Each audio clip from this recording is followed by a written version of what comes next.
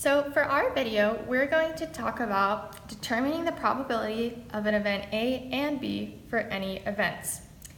What we're doing is based off of our homework from last week on the web assignment with those last problems that everybody struggled with a little bit. So we're going to try and explain it to make it a little bit more clear for everybody.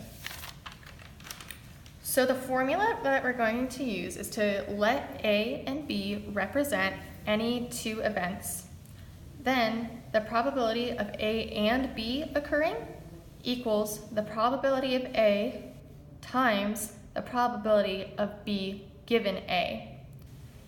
Just a note, this straight line up and down means given or conditional of.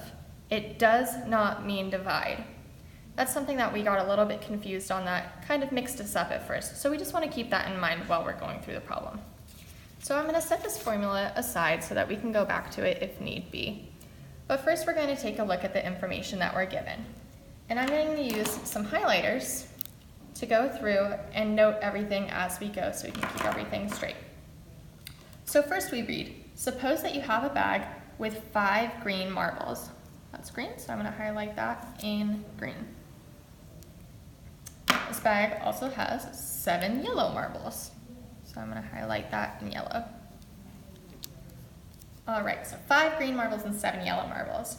You randomly select a marble from the bag without replacement.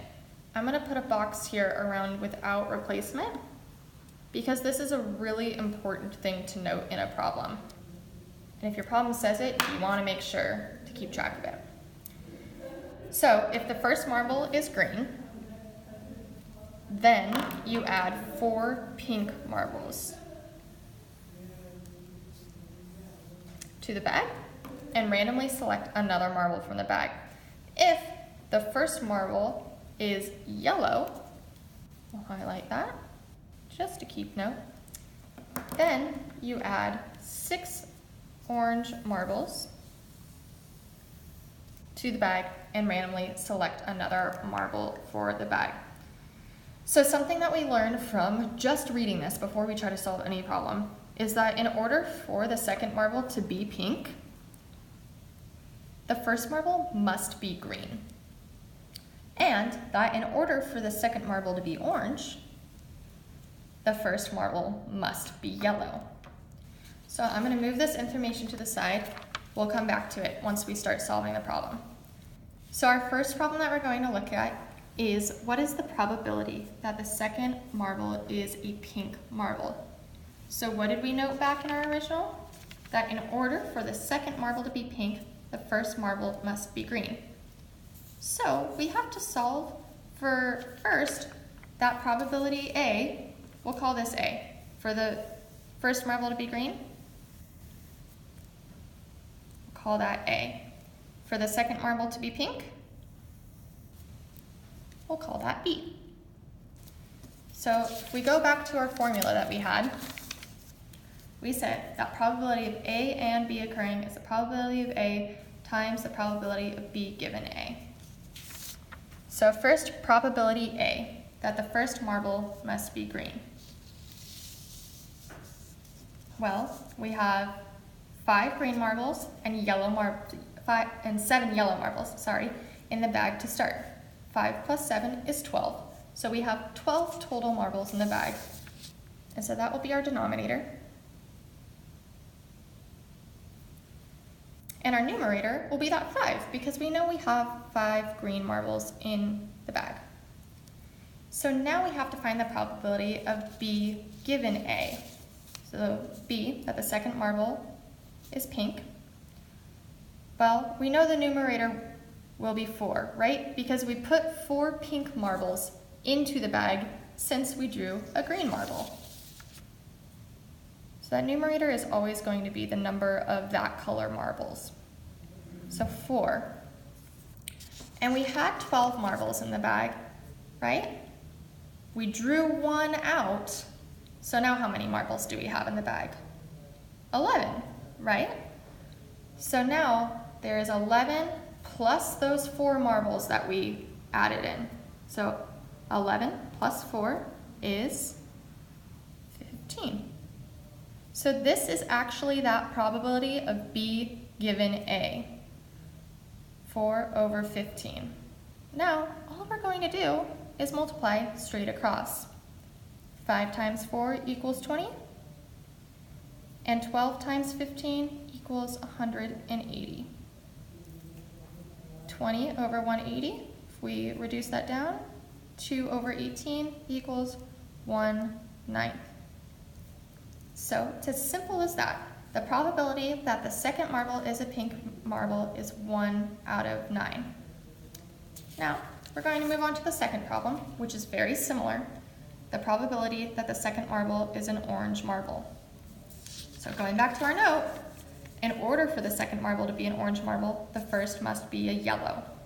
So we're going to say that the first marble being a yellow is probability A, because that's the first thing that must happen. And for it to be orange, we'll call that B, because that'll be the second thing that'll happen. So what's the probability that the first marble is yellow?